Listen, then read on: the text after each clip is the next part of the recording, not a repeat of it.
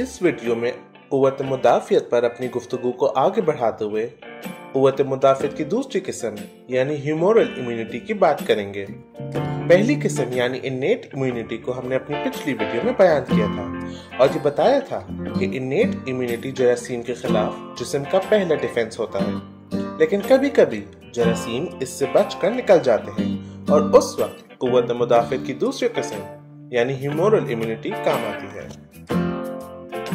Humoral immunity पैदाइश से जिस्म में मौजूद नहीं होती, बल्कि इन्फेक्शन होने के बाद जिस्म में बनती है और हमारा जिस्म हर नए इन्फेक्शन से लड़ना सीख रहा होता है। ह्यूमोरल इम्यूनिटी हर जरासीम की शनाख्त के बाद उसके हिसाब से मुख्तलिफ तरीके से काम करती है, इसलिए ह्यूमोरल इम्यूनिटी फौरन कारआमद नहीं होती, बल्कि कुछ दिन से लेकर एक हफ्ते तक भरपूर तरीके से काम करना शुरू करती है।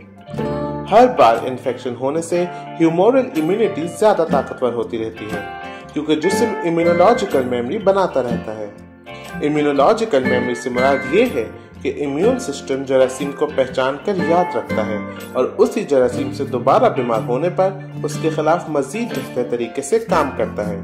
वैक्सीन्स भी इसी इम्यूनोलॉजिकल मेमोरी के तहत काम करती हैं। जैसा कि हमने अपनी पिछली वीडियो में बताया था कि क़ुव्वत मुदाफ़ियत का सबसे अहम हिस्सा व्हाइट ब्लड सेल्स हैं। इन्नेट और ह्यूमोरल इम्यूनिटी में मुख्तलिफ अक़साम के व्हाइट ब्लड सेल्स काम करते हैं। ह्यूमोरल इम्यूनिटी में खास व्हाइट ब्लड सेल्स काम करते हैं जिन्हें लिम्फोसाइट्स कहा जाता है। लिम्फोसाइट्स दो किस्म के होते हैं, बी लिम्फोसाइट्स और टी लिम्फोसाइट्स। टी सेल्स का सबसे अहम किरदार कुछ खास सेल्स पर मौजूद एंटीजेंस को पहचानना होता है। एंटीजेंस सेल पर मौजूद जरासीम के वो प्रोटीन्स होते हैं जिनको पहचान कर टी सेल्स जरासीम के खिलाफ काम करना शुरू करते हैं। टी सेल्स हरकत में आने के बाद कई मुख्तलिफ तरीकों से जरासीम के खिलाफ काम करते हैं। टी सेल्स डायरेक्टली कई जरासीमों को खत्म कर सकते हैं। इसके अलावा टी सेल्स कुछ खास केमिकल्स भी रिलीज करते हैं जिन्हें साइटोकाइन्स कहा जाता है।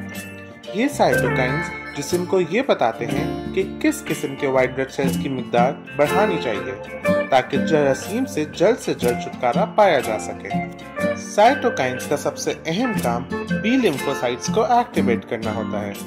बी सेल्स एंटीबॉडीज नामी छोटे प्रोटीन्स रिलीज करते हैं। एंटीबॉडीज एक चाबी की तरह जरासीम के एंटीजेंस के साथ जुड़ जाते हैं और जरासीम को जिस्म में कहीं मजीद आगे बढ़ने और हमला करने से रोकते हैं।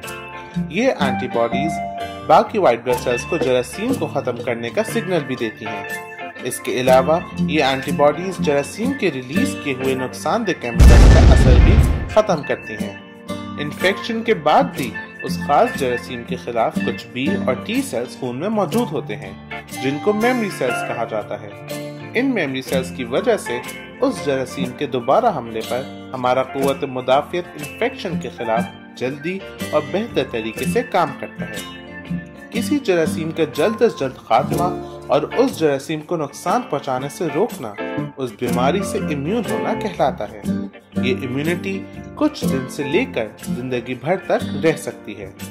कुछ हालात में इम्यून सिस्टम कमजोर हो सकता है और कभी कभी इम्यून सिस्टम की पूरी ताकत भी इन्फेक्शन से लड़ने में कामयाब नहीं होती। इस सूरत में एंटीबायोटिक्स जैसी दवाएं काम आती हैं जो इन्फेक्शन खत्म करने में जिस्म का साथ देती हैं। इस सब से मुताल्लिक आपका कोई सवाल हो तो कमेंट करके हमें आगाह करें। मजीद जानने के लिए हमारी वीडियोस देखते रहें।